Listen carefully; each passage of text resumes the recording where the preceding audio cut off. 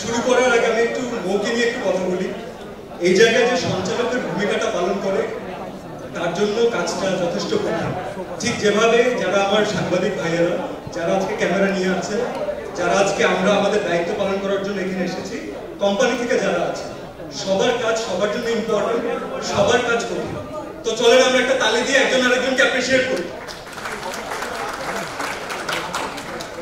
ওকে, so প্রথমে আপনাদের সবাইকে ধন্যবাদ যারা আজকে এখানে উপস্থিত হয়েছেন। এত বিজি স্কেডিউলের মাঝখানে আমি আমার এত পছন্দের মানুষগুলোকে সামনে দেখতে পাচ্ছি, আমাদের প্রিয় ভাইদেরকে পিছনে দেখতে পাচ্ছি, যাদেরকে ছাড়া আসলে আমরা চলতে পারি না এক মুহূর্ত।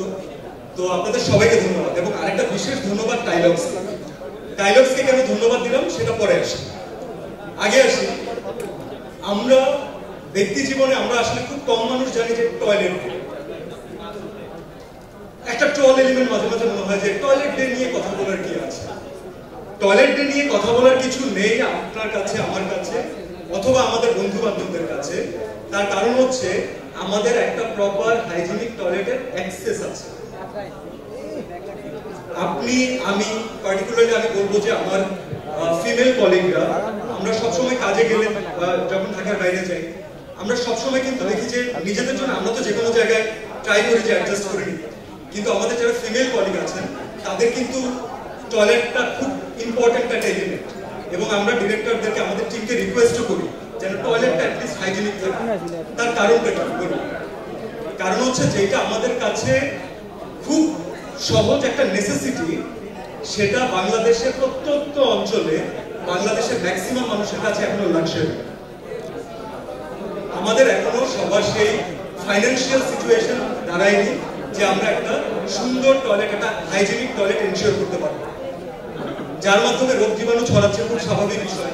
এখন আমি এখানে বাচ্চার বাবা, সাকিব ভাইয়া বাচ্চার বাবা, এখানে ওপি আপু বাচ্চার মা, এখানে এমন অনেক প্যারেন্টসরা আছে, রাইট?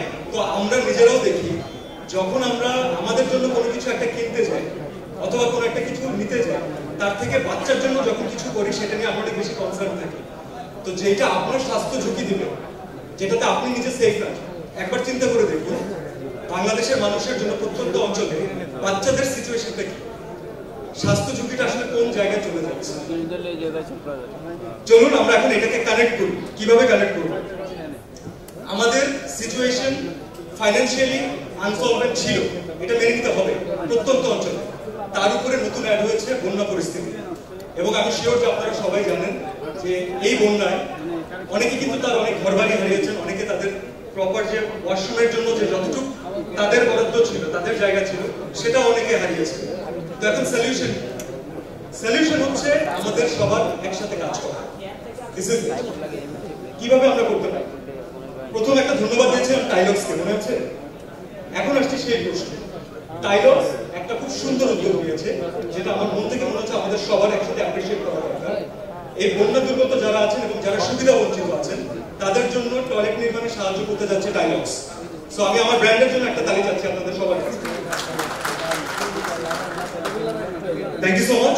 টাইলক্সের এই উদ্যোগটাকে আমরা আসলে অ্যাপ্রিশিয়েট করি, অ্যাজ অ্যান আর্টিস্ট আমি অ্যাপ্রিশিয়েট করি। এবং আমি আপনাদের সবাইকে একটা ছোট্ট কথা বলে শেষ করতে চাই। হয় কি আমাদের মাঝখানে যখনই আমরা দেখি এত নেগেটিভ নিউজ, এত হানাহানি, এত রাহাজানি, একজনের সাথে আরেকজনের ক্ল্যাশ, আর্টিস্টের সাথে সাংবাদিকের দ্বন্দ্ব, আর্টিস্টের সাথে আর্টিস্টের প্রবলেম, একটু যদি সবাই দেখেন খেয়াল করে একসাথে এখানে কতজন আর্টিস্ট, কতজন কলিগ একসাথে বসে আছে, দেখতে ভালো লাগছে না? একসাথে আছে, আমরা সাংবাদিক ভাইরা একসাথে আছে, মানে যখন আমরা কোনো একটা ভালো মোটিভ নিয়ে একসাথে কাজ করতে যাব, অনেক ইম্পসিবল জিনিসও তখন সহজ হয়ে যায়। তো আমি আপনাদের সবাইকে, আমাদের পুরো টিমকে, সাংবাদিক ভাইদেরকে, দেশের সবাইকে যারা দেখছেন, এই আহ্বান রাখতে চাই, টাইলক্স যে স্টেপটা নিয়েছে আমরা সবাই একসাথে কাজ করি।